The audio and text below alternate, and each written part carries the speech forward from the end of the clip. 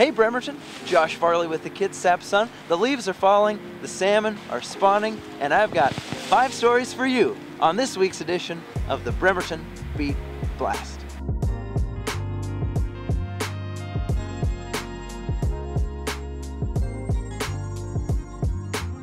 Welcome back to this edition of the Bremerton Beat Blast, sponsored by the Admiral Theater.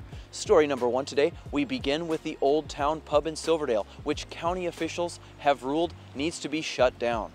But it's not just the pub itself that will be closed. 10 people live above the aging structure, which county officials say is both unsafe and structurally unsound. I am a bartender. I've been doing it for about 6 years, 6.5 years. I also live upstairs. This is a historical landmark. This building has so much history. There isn't another Cheers bar in this town.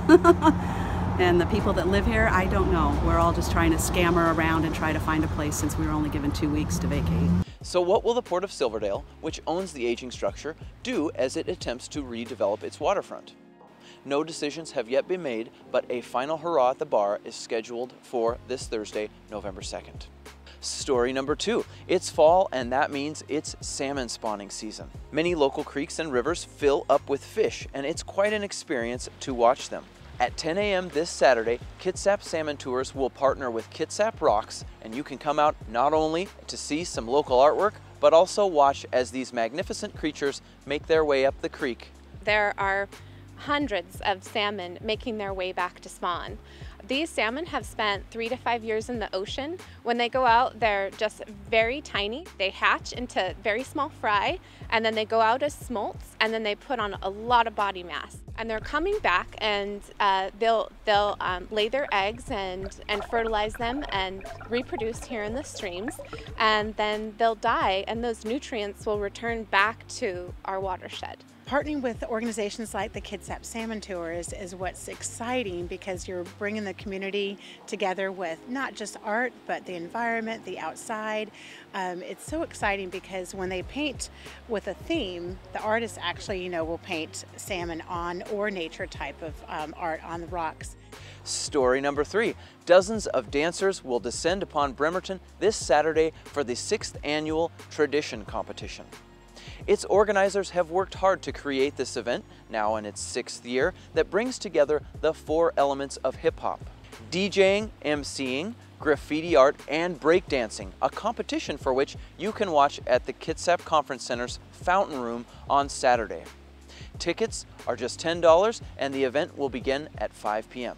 Tradition 6 is actually a arts and culture event, and we wanted to educate the county and also just kind of send the message that it is a positive event, and we want all the locals to come out and support us. They're going to see a lot of fresh dancers from around the Northwest, really creative individuals that are just expressing themselves to the utmost of their abilities, and just a lot of fun, good vibes, everybody there to support each other. Story number 4. It is hard to imagine that the corner of Evergreen Rotary Park, where the 9/11 memorial now stands, was once a fuel depot that brought in gas and fuel supplies in the 20th century. Once owned by the Chevron Corporation, the site long provided fuel for area homes and other uses. City officials would like to pursue one more $2 million project in which they would rip away the artificial shoreline that was built over by the Chevron Corporation, and it would be replaced with a pristine beach. More than 10,000 tons of material would be removed to restore this natural shoreline.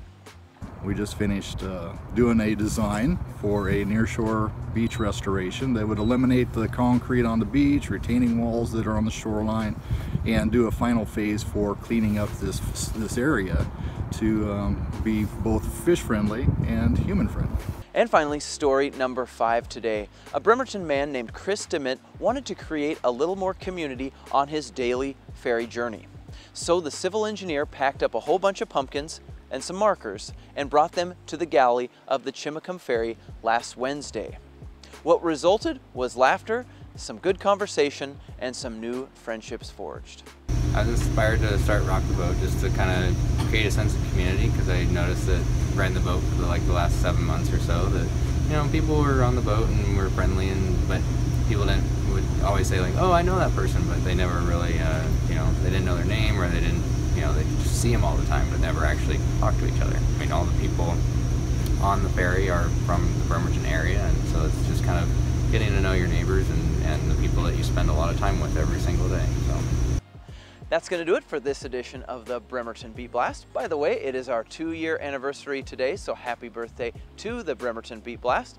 Also, don't forget to set your clocks back on Sunday. And we have a very important election here in Bremerton this year. The library levy, the vote for Bremerton mayor, and several city council seats will be decided. Enjoy the rest of your week, Bremerton, and we'll see you again next time. This week's Bremerton Beat Blast soundtrack is the work of local artist Tapes 1-2 and is entitled The World Today. Check him out on Facebook at Tapes 1-2. Is it working? Yeah, surprisingly.